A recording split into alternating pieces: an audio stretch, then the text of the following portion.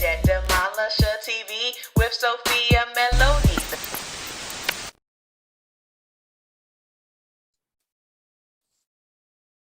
All right, everyone. Welcome. I am Sophia Melonē, the Debt Demolisher, here to bring you the tools, tips, and tricks to help you manage your financial baggage the right way. I'm super excited that you are here and live on the room tonight because we are going to be talking a little bit about debt elimination strategy and what are some things that you can utilize in your approach to help you get debt free, financially savvy, and just a little bit more strategic in how you operate in your finances. So I want to thank you all for tuning in. If you're here live stream on YouTube, also shouting out the family that is over on Clubhouse. So if you're in the room, I want to say thank you to Jerry is in the room, DJ is in the room. Thank you guys so much for being over on Clubhouse as we jump into our live stream lesson on tonight.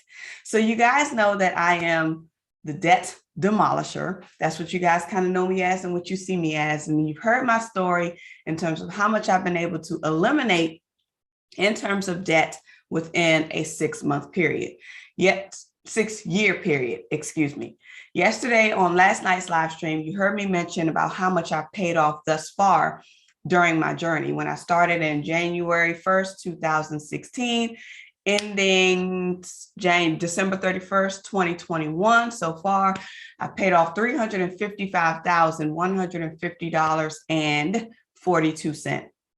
Now, some people may say this is going to be hard to do. Some people may say, I don't know how I can do that. Some people may say there's no way that I can do that. But I'm here tonight to give you guys a little bit of a different approach to help you think through your process and help you identify what will work for you in terms of debt elimination. So we all know that the first thing that we have to do is just really look at our finances and look at our sources so that we can see what we actually have coming in and then actually see what we are paying out on.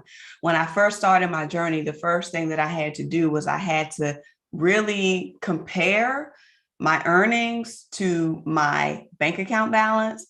And when I realized that the two did not equate, it really caused me to really think twice about where all of my money was going. And as I was listening, or not really listening, but as I was looking through all of my data, looking through my banking activity and seeing that all of my income was going to debt payments, it made me take a second look at, well, how much debt am I in right now? So when I started my journey, I had to face the fact that I was in over $365,000 worth of debt before I even hit the age of 30. So seeing the number all at once was very, very, very overwhelming. Seeing the number all at once got me really, I'm not going to lie, it got me really low because I said, there's no way that I'm going to be able to get out of this. But in that particular moment, once I was able to pick my jaw up off the floor from being in complete shock, I said that I had to make a decision. I had to decide either I was going to continue to operate in the manner that I was operating in, spending uncontrollably, charging out of guilt, charging out of wanting to feel love, charging out of responsibility, charging out of necessity. I said to myself, I'm either going to continue this pattern or I'm going to do something about it, which means I have to stop. So in that moment, I made the choice, the conscious decision to say no more adding on to debt. So before we jump into the strategy, I just want to share with you all what it will take for you to move out of that emotional state. Because a lot of times when it comes to our finances, a lot of times when it comes to the amount of debt that we're in, regardless of what your situation may be relative to your finances, it can be very emotional and it's a very touchy subject that a lot of people don't really want to talk about. For those of you who are on the live stream, for those of you who have been following the channel, for those of you who are new to Clubhouse, you're just learning more about me, but some of you may be familiar with my story, but I always say that my financial journey was a very personal one. My financial journey was one that was rooted in insecurity. And so because I was so insecure about myself, I used my access to credit. I used the financial resources that I had. I used any source of income that I received to spend it either on myself so that I can feel better about myself, or to spend it on others so that I could feel the love for them, the love from them. So realizing the amount of debt that I was in, I had to face the fact of what got me there. So I've spoken at conferences, I've spoken at wealth empowerment summits, I've done a lot of speaking engagements, and I always share this story that in order for you to really see and understand how not to get where I was, or really how to get to where I am, you got to really understand how not to get there. And part of me sharing my story helps with identifying the how not to get there, because you can learn from my mistakes. You can learn from the choices that I made that didn't serve me the best, or my family for that matter. So let me just check in with the live stream room that's here on YouTube. Q Scott is in the building. Hey, Q Scott, so good to see you. Lisa H is in the building saying good night, everyone. So good to see you. So good to see you. And Lisa Smiles is in the building saying hi. And she dropped that wonderful video on her channel about the natural hair. And it was just amazing. So thank you for lightening up my day, Lisa Smiles, with that video drop, even though I missed it because you dropped it yesterday, but I saw it today. So thank you. And for all the family that are on Clubhouse that are in the room, so glad that you guys are here. Just letting you guys know that we are live stream on my YouTube channel, the Debt Demolisher TV. The link is also in the room for you guys to be able to see it. But we're going to be talking about how to strategize and eliminate your debt, and how to do that from a holistic approach.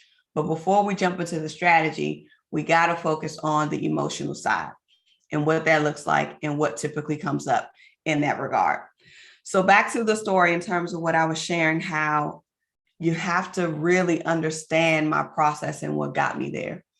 So when I got to the point and I saw how much debt I was in, and I saw that I accumulated $40,000 in credit card, over $40,000 in credit card debt.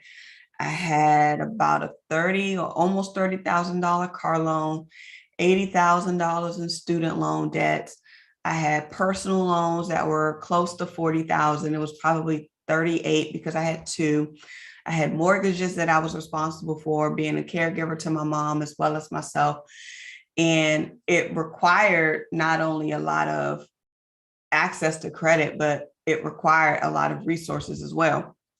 So once I realized, okay, I put myself in this space where I spent on credit uncontrollably. I put myself in this space where I used my access to credit to put a smile on other people's faces. I remember the time that one Christmas where I spent, not really spent because I charged $5,000 on Christmas gifts in one Christmas season. And you guys know this, for those of you who are on the YouTube channel, and we've participated in the Bet Your Spending Challenge. And I shared my story about how I was spending because I wanted to feel the love from my family members, or not even just my family members, but people who I've dated and their relatives, and just going above and beyond, and not really understanding the burden that it was placing on me throughout my life. And just thinking about the amount of interest that I had to now pay on these credit cards, because I wasn't able to pay it off within the 30-day period when the statement closed, or within the next couple of months. It took me some time because my cards were almost maxed out. So going through this state and realizing, like, it was my decisions, it was my actions that got me into the space to being in the amount of debt that I was in. So once you realize and you get to that space of dealing with your own acceptance of, yes, okay, this is a result of my decision, how can you move into your space of strategy? Now, you all know that I'm an accountant. That's what I do by trade. So I work for companies and I manage books, and there's a lot of money on the table that I'm managing, that I'm analyzing on a daily basis. And on the flip side, my personal finances were a wreck. So here I am, so strong in my corporate professional career. But when it comes to behind closed doors, looking at my finances, I was not making the same strategic moves that I did on the job in my own personal finances, because that is not what I was taught. So having a corporate finance background, having an educational background in accounting, those things kept me business minded. And I never thought to apply any of those principles to my personal finances, because I was going through the notion that debt was normal. You had to use your credit cards, you had to borrow, you had to do this, you had to do that. And not understanding that that was not the way of life. It didn't have to be the way of life. So once you get into that point of understanding, okay, what do I not know and what do I need to begin to do differently? That's the first thing. So I started to go into the space of getting access to the knowledge that I was not familiar with, hearing the stories of other people who had gone through a similar journey as myself, who were maybe even in my shoes, even at the same time, and they were working their way out of it. So I had to get the knowledge and I had to get the exposure to hear someone else's wins so that I could feel like I had a possibility to overcome the amount of debt that I was in.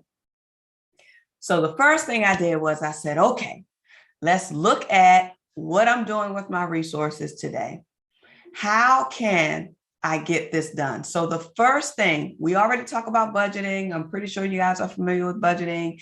If you're not, I have several videos on my YouTube channel about budgeting, but I want to focus tonight's lesson on strategy.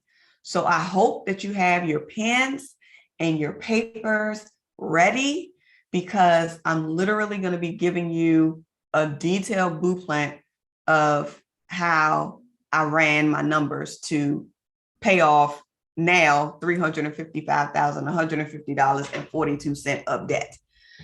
So the first thing I had to do after figuring out how much debt I was in total, mapping it all out, organizing it. I'm pretty sure you all are familiar with the Ramsey approach, where he talks about ordering your debts from smallest to largest. Actually, that was what I did, because for me, I needed the momentum.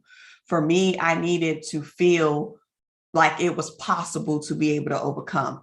So if you need that push, and if you need that sigh of, oh, there's light at the end of the tunnel, I would encourage you to choose the smallest debt to largest debt approach and start there until you're able to get your first win, so that you can feel like you can overcome it. Now, there's different ways and there's different approaches that you can do it, whereby you could look at the highest interest rate that's associated with the debt that you have, or the highest balance that's associated with the debt that you have, and then work that way. But depending on the amount of interest that's associated with that account that you have, or depending on the amount that your balance actually is, it could take you a very long time to really experience a win in eliminating that debt, if it's $40,000 on one account or $60,000 on one account, and it's going to take you some time to pay it off, unless you have some type of astronomical strategy or astronomical inflow of resources that comes into your palms that you're able to quickly pay it off. But this strategy is for the everyday people.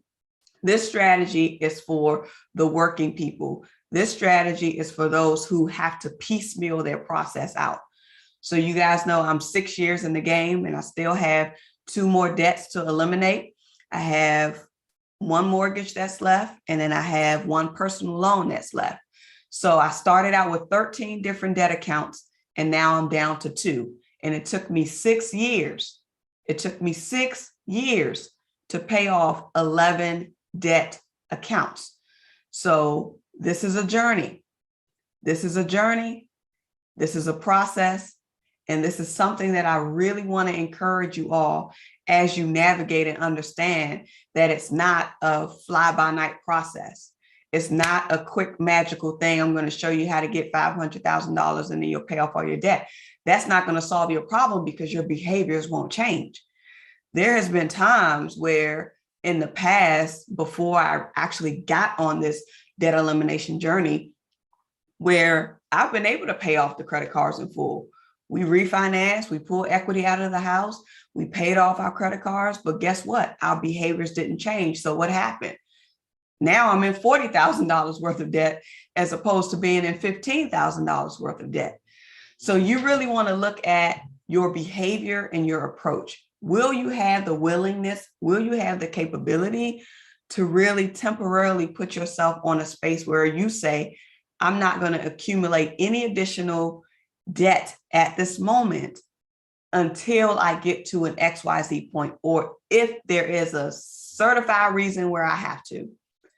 So I'm not saying that everyone has to be as strict as I was, but I just want to encourage you to let you guys know transparently about where my story was and how I had to navigate these things, especially while I was managing 2 households.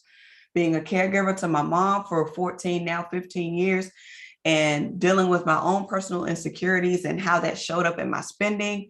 And now coming to a space where I'm learning how to allow my resources to strategically work for me. And I want to be able to share that with you all so that way you can have a source of encouragement, some source of guidance, some source of playbook that you can begin to implement. My process may not work for you, but I can just share what I did and you can see how you could apply it to your life. So let's talk a little bit about the detailed strategy. Let's talk a little bit about that. So if you are a person, and I'm going to start with you all who may have credit card debt. So I'm going to do it in layers. So we're going to start with credit card debts, and then we're going to go with installment loans.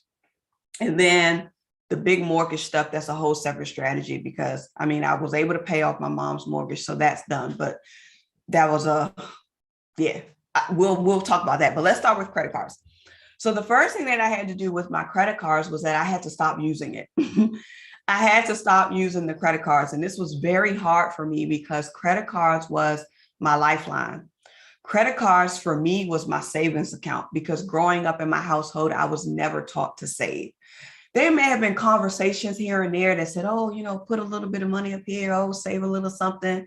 I was putting like $20 in the bank account every now and then. My mom would put $20 in the bank account every now and then. But guess what? I would end up pulling the money right out because it didn't seem like it was never enough. So even if I tried to put some money aside, or even if my mom tried to put some money aside for me, I ended up pulling it out. I ended up using it. And so with that, the savings never felt like it was enough. So because I had access to a higher credit limit, my thought process was, oh, well, the credit card is my savings account. So if I have a problem, if I have to pay for anything, if I ever need this or ever need that, I can use my credit card.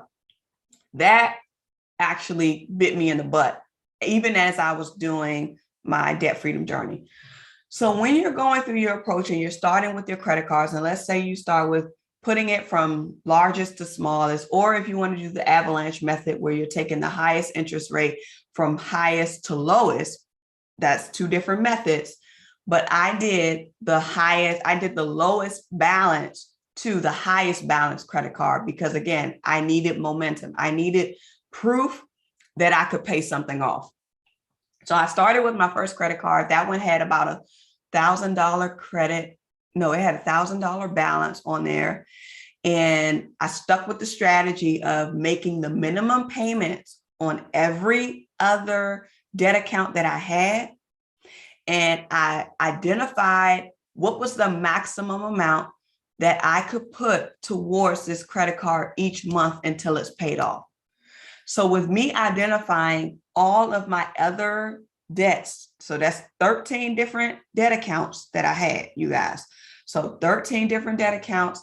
And I was just focusing on one out of the 13, which was one of my credit cards. And it was my lowest balance credit card. So looking at my lowest balance credit card, I said, okay, I'm going to make the minimum payment on these. And I'm going to put $300 towards this credit card each time I'm paid until I'm able to pay it off. So luckily, when I started working through my numbers, I was putting $300 towards the credit card each time.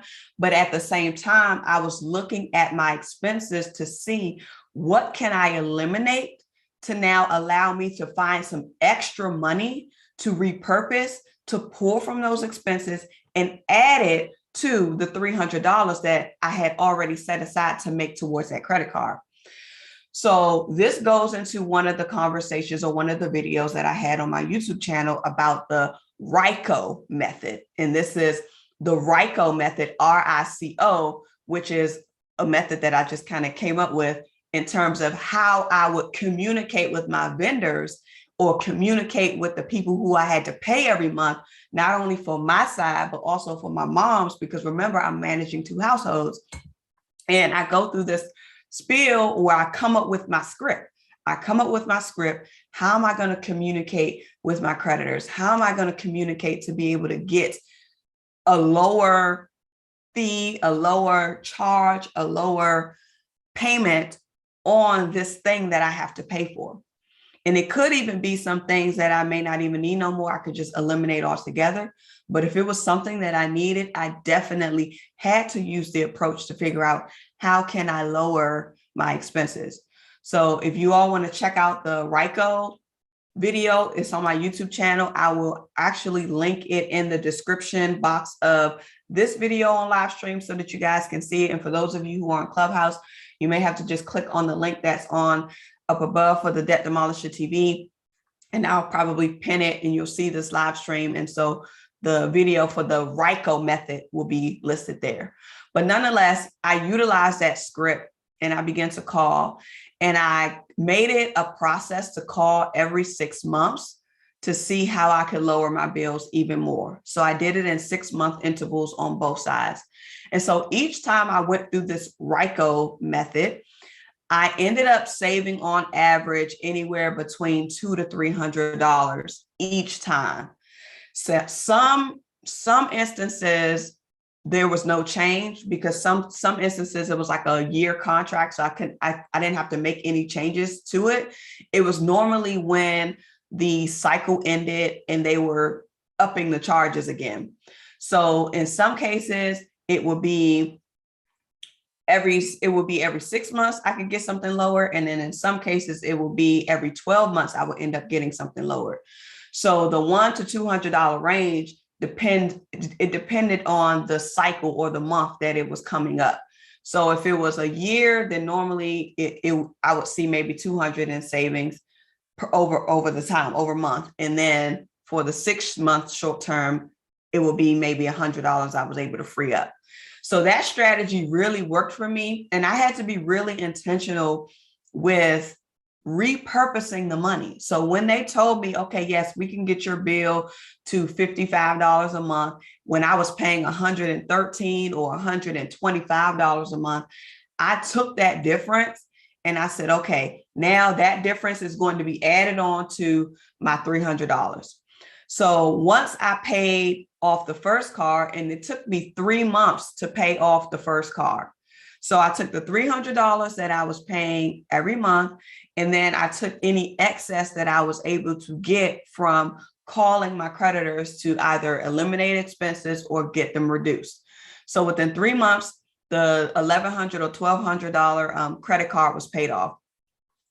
The next thing that I did, I said, okay, just because I paid off this car, that does not mean that my money is freed up.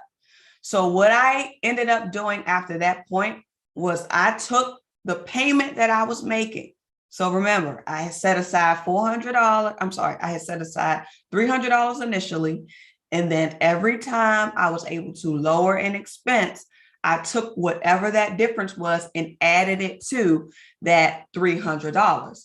So by the time the card was paid off, I was at $475 in terms of what that monthly amount looked like. So once the first credit card was paid off after 3 months, I then took that $425 payment, which was the last payment that I made, and I added it to the next debt the next credit card that I needed to pay off. And I added it to whatever the minimum balance was that I was paying. So let me break this down and give you guys a quick example. I had 6 credit cards. The highest balance was, the lowest balance was the $1,000, $1,200 around that range. And the highest was 21, if I'm not mistaken, between the 6 card, 21,000, right?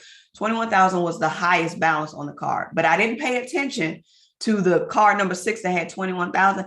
I was just focusing on the lowest debt so I can work my way down. So I was paying the minimum on all of my remaining debts, including my installment loans, paying the minimum on all of that. And then I said, as I pay off each one, I'm going to roll the payment down. And this is called the Snowball Method, if you guys aren't familiar with it. I'm going to roll that payment down and add it to the next debt that I need to pay off.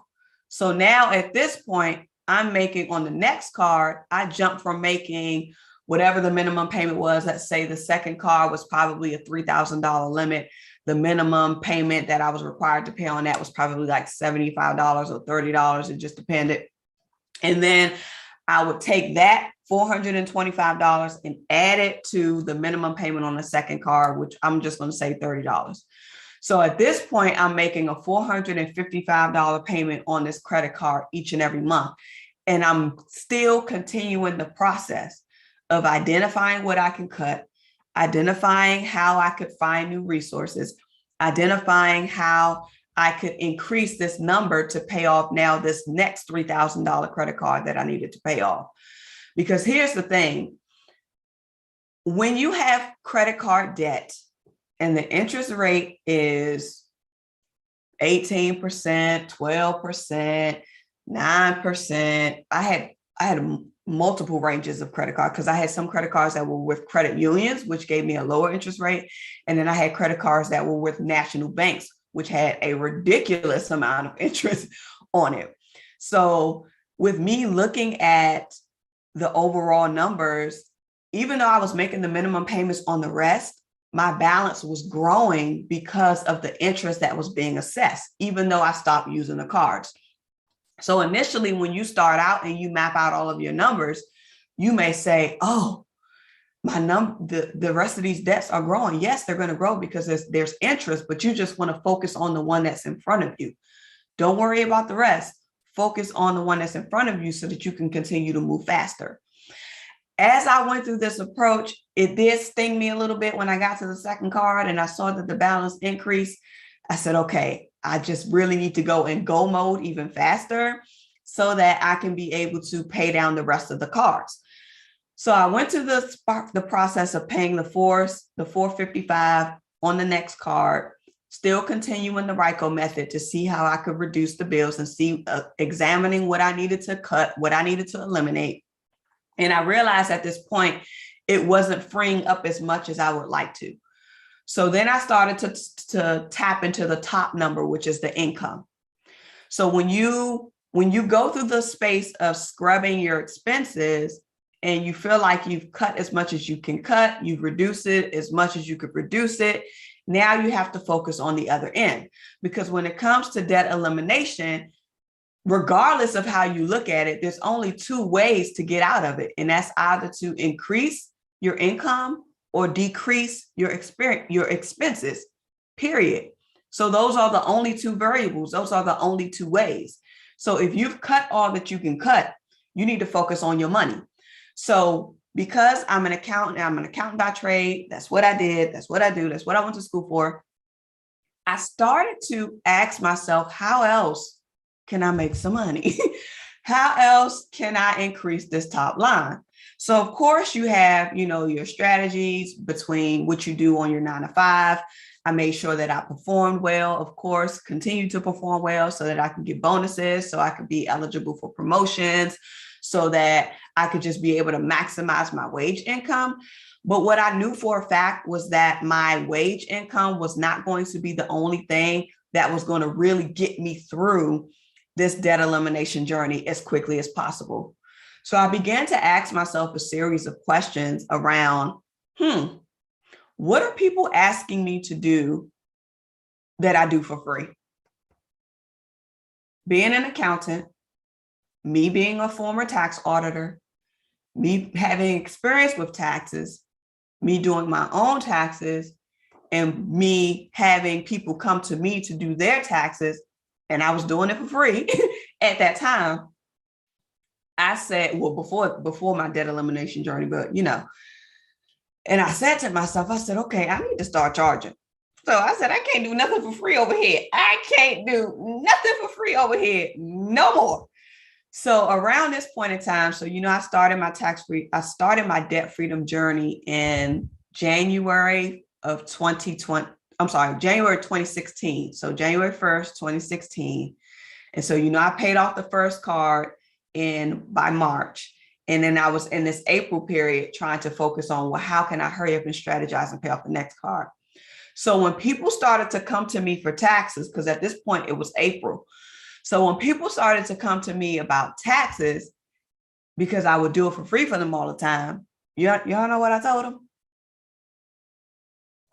Let me drink a glass of this pink lemonade. Do y'all want to know what I told them? I said, sure, I can do your taxes, but now I charge a fee.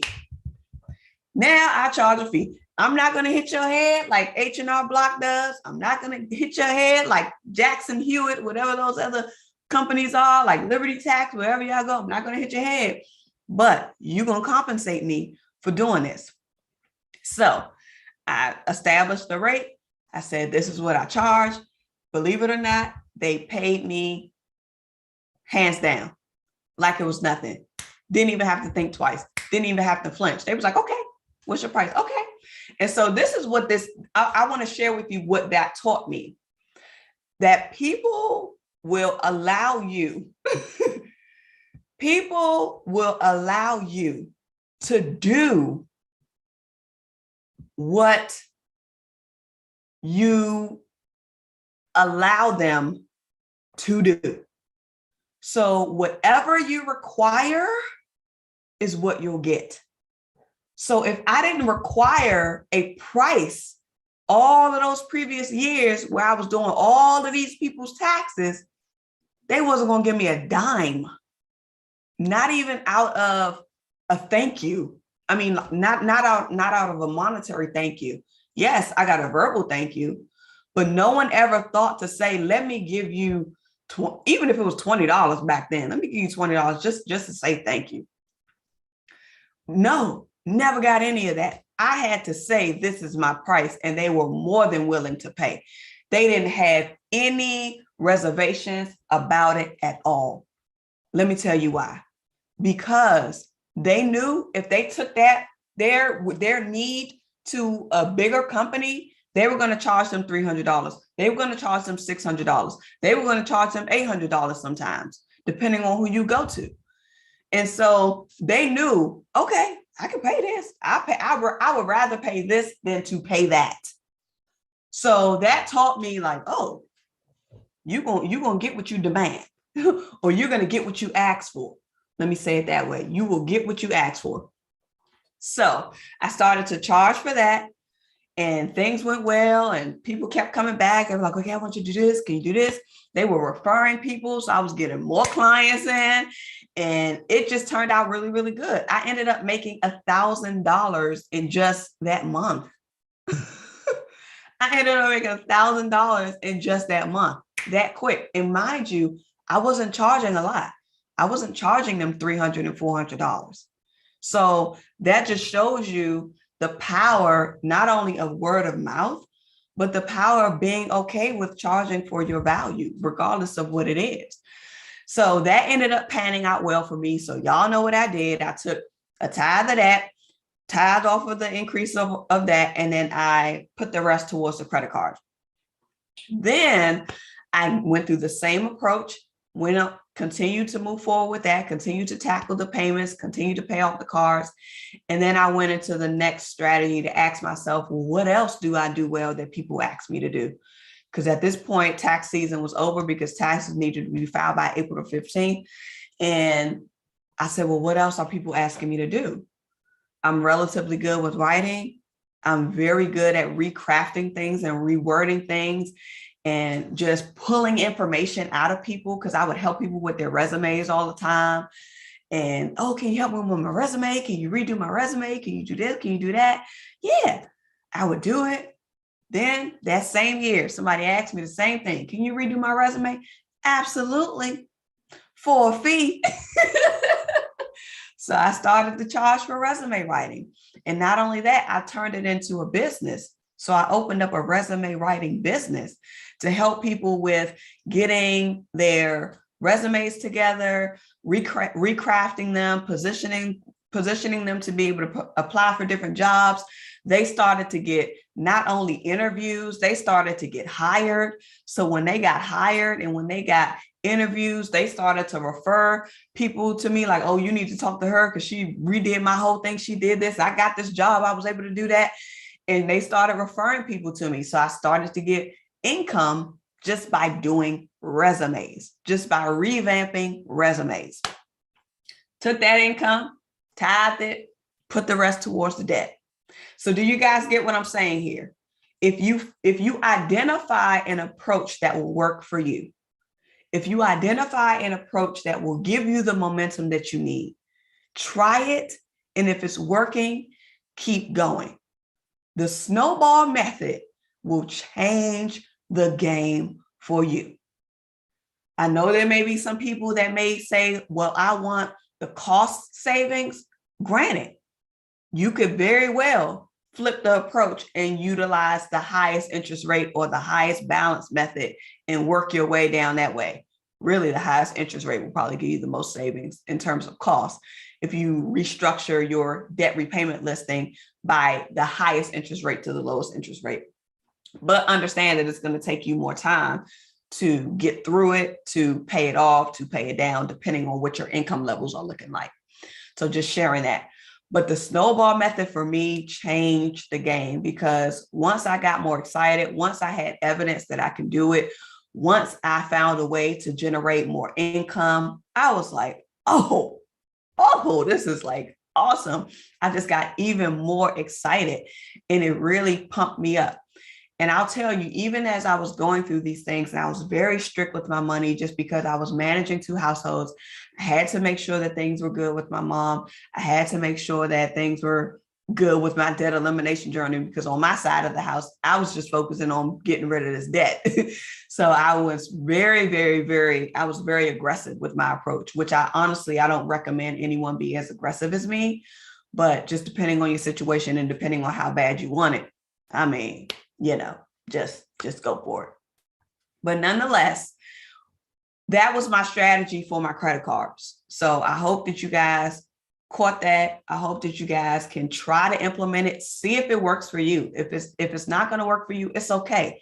There are other ways. Find the way that works for you.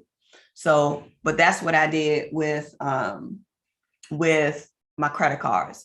And then another thing that I also did to help with lowering the amount of interest that I was paying on things, because I was doing the snowball approach, which is the lowest balance to the highest.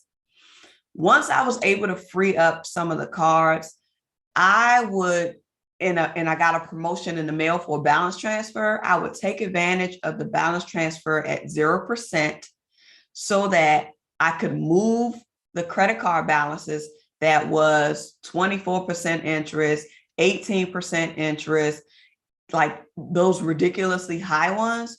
I would take a portion of it and do a balance transfer to the other card, so that way I could have 0% interest for 18 months.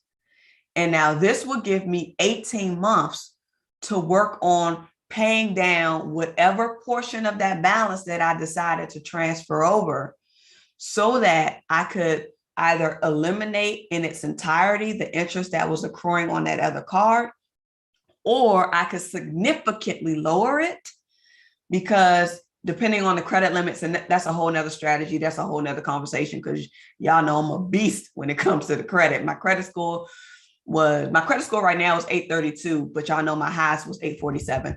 So I'm very strategic when it comes to utilizing my credit and taking advantage of certain things. So I know when to move stuff, how much to move, and just leveraging all of that. So that's a whole nother strategy. So be careful with that, because I don't want y'all to say, oh, well, you said to do a balance transfer for all this, and then you max out your card, and then, but that's a whole nother story.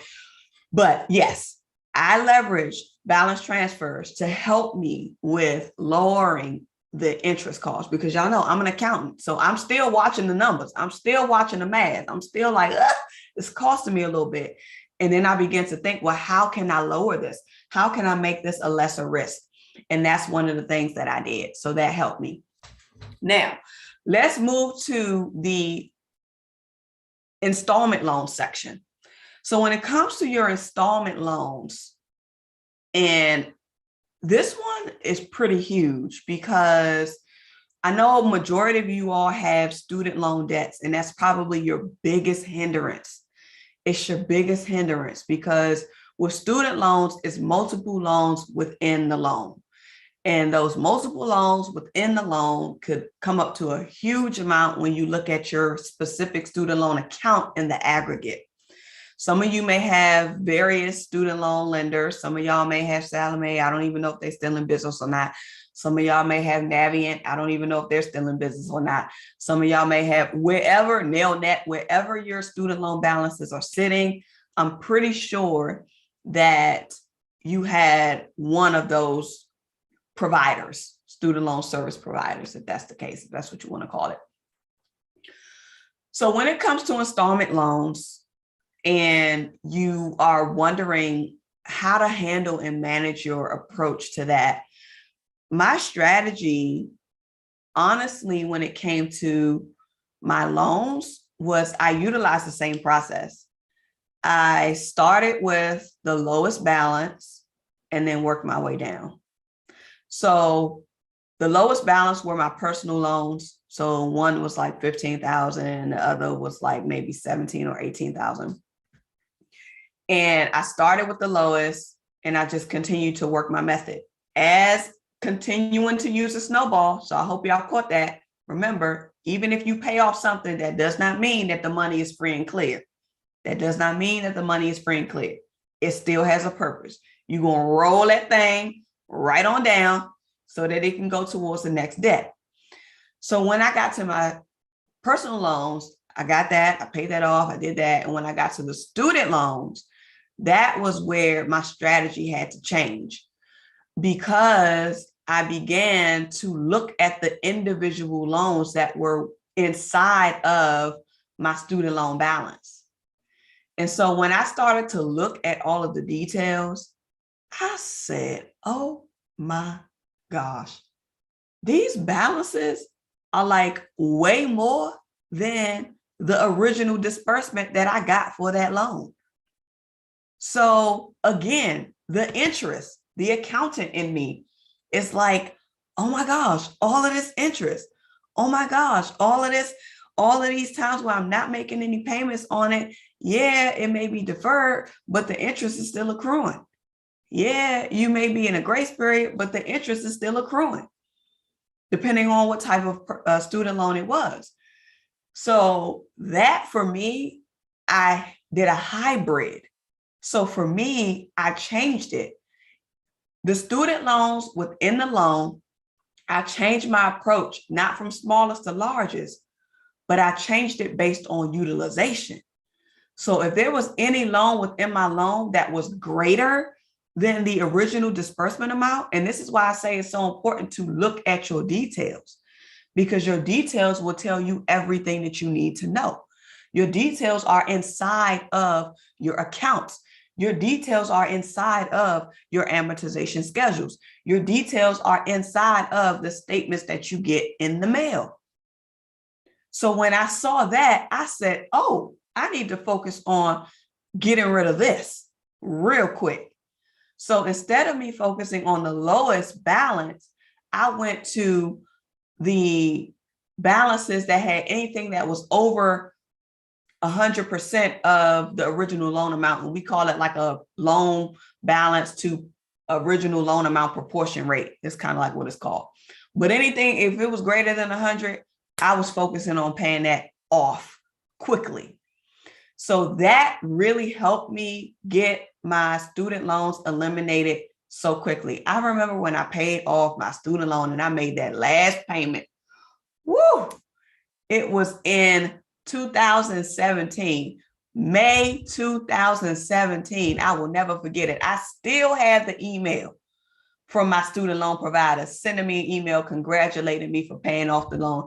And it said, you made your last payment. Congratulations. I said, yes, I sure did. And yes, I sure know. Thank you very much.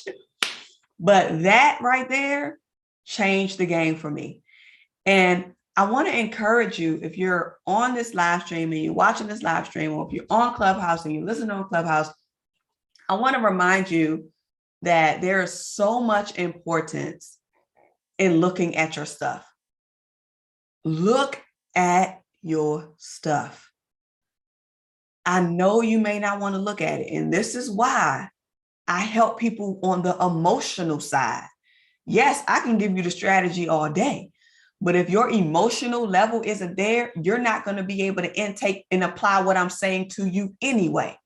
Because you won't be able to go look at your numbers. You won't be able to compile it. You won't be able to check the interest rate. You won't be able to log into the account because you're going to get overwhelmed. Trust me, I know I have several clients who come to me and say that.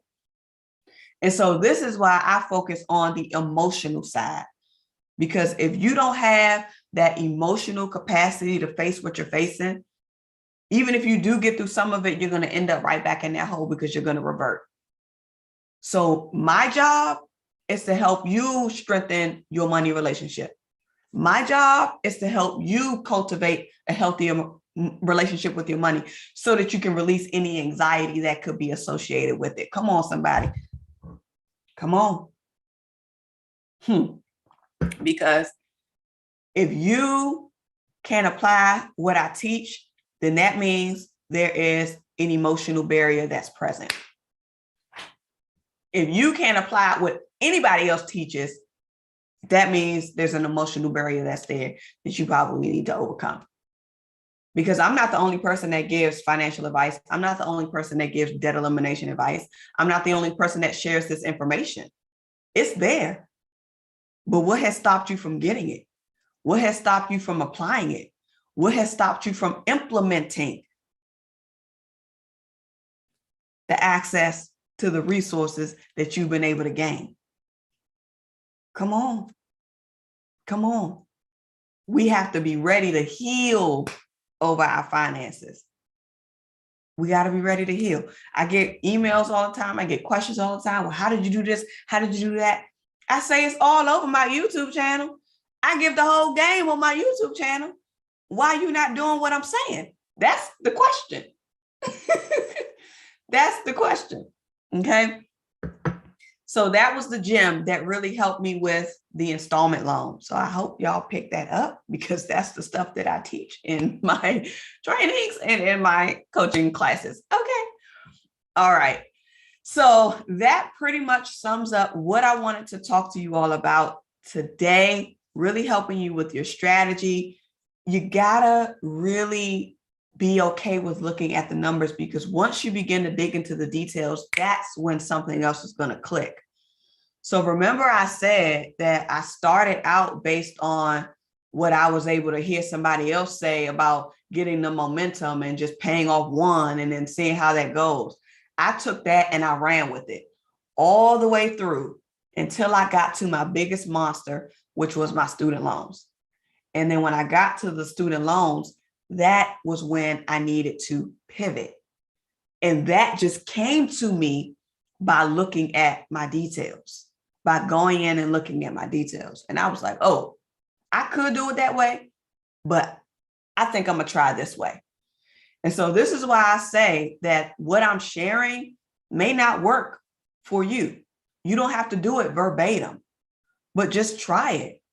Start working through it. And you never know what path you may end up taking that could get you there a lot faster than I have. That can get you there a lot faster than I have.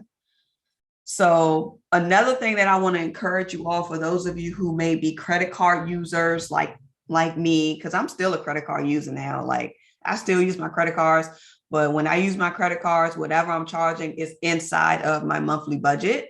So I know that whatever I'm charging, it's already accounted for somehow, some way.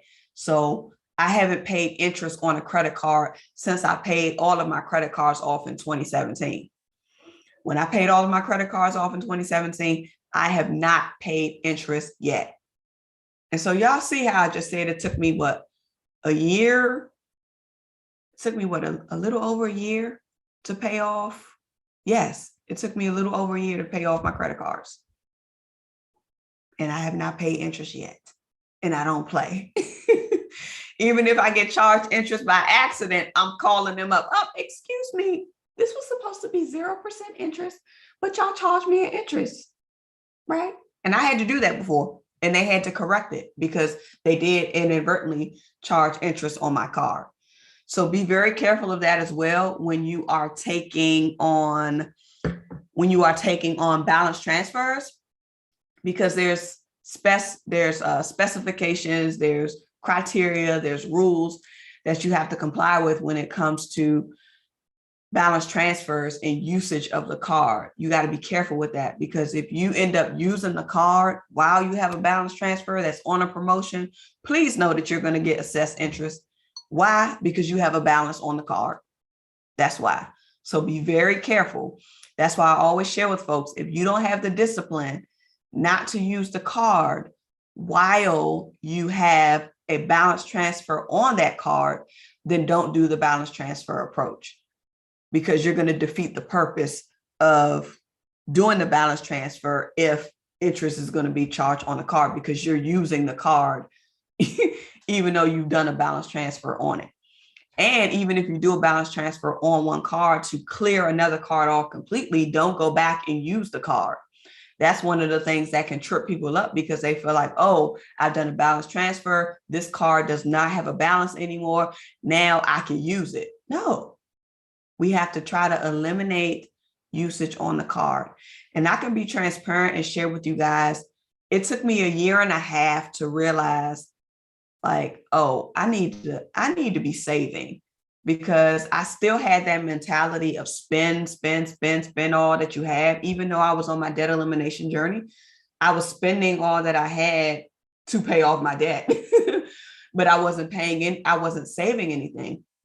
So every time something happened, I had a roof leak, I had flat tires, I had gutters that need to be replaced. Guess what? I had to put it back on the credit card. So me paying off the credit card or me paying down the credit card, I had to reuse it because I didn't have a savings. And it took me like 3 or 4 times, y'all. It took me 3 or 4 times to figure that out, to be like, oh, I need to start paying myself. I need to start paying myself. And that's what really got me serious about doing both simultaneously, paying down my debt and growing my reserve. Because if you are trying to eliminate debt, but you don't have any resources that are on the side to cover the things that we know that can happen in our lives, but we just don't know when it's coming, that's going to hinder us in our journey. That's really going to hinder us in our journey. And it took me 3 or 4 times to figure that out, because I was never taught to save. So I was just like, whoo, every little bit going right to this debt, every little bit going right to this debt. And what happened when those things needed to be repaired, replaced, changed, I had to put it on a credit card. And I said, oh no, this is not working because my overall debt reduction wasn't moving. It wasn't moving in proportion to the amount of money that I have paid to pay down the debt. Do y'all hear me? That's a whole nother strategy. That's a whole nother approach, looking at it from your overall debt reduction in comparison to the amount of payments that you make. Because we know that a lot of our money goes to interest, it goes to fees. If you have a mortgage, it goes to escrow. So not all of it is going to the reduction of the actual balance that you owe. especially when it comes to those installment loans, because they have an allocation and how they do it. They want to get their interest, and then you get, then the rest is applied to the reduction of the principal. All right. So let me see. I know that I've been talking. I see you guys are in the chat over here on YouTube. Super excited to see you guys in the room. Y'all saying that that's good. Repurpose the expenses. Amen. I love your approach. Thank you so much, Q Scott. Lisa Smiles is saying boundaries. Yes, yes. Acacia saying that's awesome. Good for you. That snowball method is it. Yes, it is, Q Scott. Tracy Anderson in the building saying hello, ladies. Hey, Tracy. So good to see you. Queen is in the building. Individual interest rates for each loan within the student loans. You got it. Look at that. Look at that. And look at those interest rates too. So that way you can see. That was another method that I used too. I did a hybrid of things. So, when you have over $365,000 worth of debt, you may have to adjust some things, right? So I definitely changed my approach around quite a bit, but I stayed focused on one debt at a time. So I put my main focus on one, paid the minimums on the rest, but I was going at it. So yes, I have to repurpose my funds and smash this debt too. That's right. Smash debt. Y'all know it. That's my company's name, my financial education company's name. So I love that. Thank you for using those words. All right. That's what I'm talking about. Coach Natisha's in the building. They're saying, awesome, Sophia. Knowledge, sis. Thank you. Amen. You are so welcome. Looks like I'm chin checking some folks right now. Y'all saying chin checking me right now. I love it. I got to share this too, and then I'm going to go ahead and wrap up. But I sent out an email blast this morning for those of you who are on my email list. If you're not on my email list, you can always be added to it at sophiamelonē.com/subscribe. And I sent out an email to my entire email list because I had actually said that I was going to do so in a prior live stream that I did where I was talking about estate planning.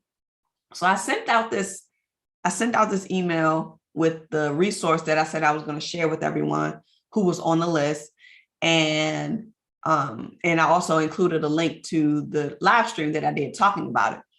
So I happened to go back into my email marketing system, and I saw a few people ended up unsubscribing from my email list.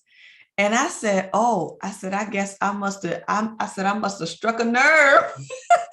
I must have struck a nerve with this email today because they probably did not want to hear that, but it's the truth.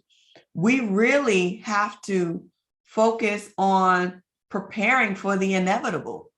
We really do. And I don't want to change the conversation too much here, but we have to get our estate planning in order. Even if it's just the basic documentation, especially if you're someone that's aspiring to have wealth, to grow wealth, to have a legacy, whatever that looks like. What are you going to have happen to it once you're gone? And if you don't put those instructions in place now, someone else is going to make the instruction for you. So that's the only reason why I share these resources, because I know sometimes these conversations are hard, but these are conversations that need to be had. And I got to tell you, I even struggled with estate planning before. I'm just starting to really get into the whole estate planning side of things and being comfortable with talking about it. And I think now more than ever is because of what's happening with my mom. She says she has all of these documents that's appointing me with all of this stuff, but it ain't nowhere to be found. I can't find it. I can't locate it. She's not competent enough to tell me where it is. So what do you do? Now you're in the court system's hands. Now you got to go through this. Now you got to go through that because it's not in order. And that's the main reason why I shared the personal information organizer with those of you who were on my email list so that you could begin to put that information together so that once you pass on, your family is going to know what you have, where it is, where to find it, where it's located, because it's not going to serve them or you any good once you pass. Okay, I know I'm preaching today. I know I'm preaching today. Thank you guys on Clubhouse for being in the room. My sister Sajiri was here supporting me tonight. I'm super excited. Thank you so much for everything. I see MK is in the building. Marquise is in the building. Super excited that you guys are here and you stuck along with me. I hope that you guys were able to learn something new. Please know that the Debt Demolisher TV is live on YouTube every single day. I've been dropping tax tips for the past, how long, y'all? I think since the new year, I've been dropping tax tips. So I have the live streams that I do, and then I also do the drops that have, you know, whatever I want to teach on for that day. So those of you who are in Clubhouse, feel free to click the link and head on over to the YouTube channel to get those resources, as well as the additional information, especially what I shared about the Riko Method. That's the communication script, just to be able to get comfortable with, you know, having those talks, freeing up the money, because you got to be able to find the money. Okay, find the money. Find the money. How you going to find the money? Okay. Lisa H is saying that she's learning some new strategies. Thank you. You're so welcome, Lisa H. All right, love. So good to see you on. That's like that method of putting money up while paying off debt. Yes, you got to do both simultaneously. I love the way you break things down. Yo, thank you so much, Queen. Q Scott is saying, remember what Tony said about people who unsubscribe. Yes. And you know what I said right after I said that? After I said, oh, I must be stepping on some toes. I said, what? Thank you for creating space. Thank you for creating the space for people who really want to receive this information. Because what I don't want to do is be sending messages or sending information to someone who's not going to use it anyway. Y'all already know my big thing is about application. I always say, apply what you learn. Apply what you learn. If you are here, if you are listening, that means that you want to learn something. So now that you've been able to learn something, because I'm going to make sure that I deliver something that you can take with you, your job is to apply it. Your job is to apply. Coach Haru is in the building saying hello, hello, hello. You are here. Absolutely. So glad you're here. Speaking of TG, going live here within a couple minutes. Okay, he about to go live. All right, we can ready drop on over there. Head on over there. All right, you guys, thank you so much for tuning in. And I want to remind you guys that your financial prosperity awaits you, and so does your financial sanity. You already know what I'm going to tell you guys to do, and that's what? Get to work. All right, bye.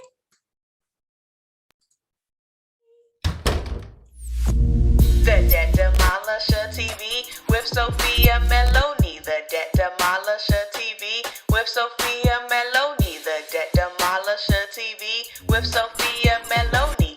Hey, hey, hey, let's go.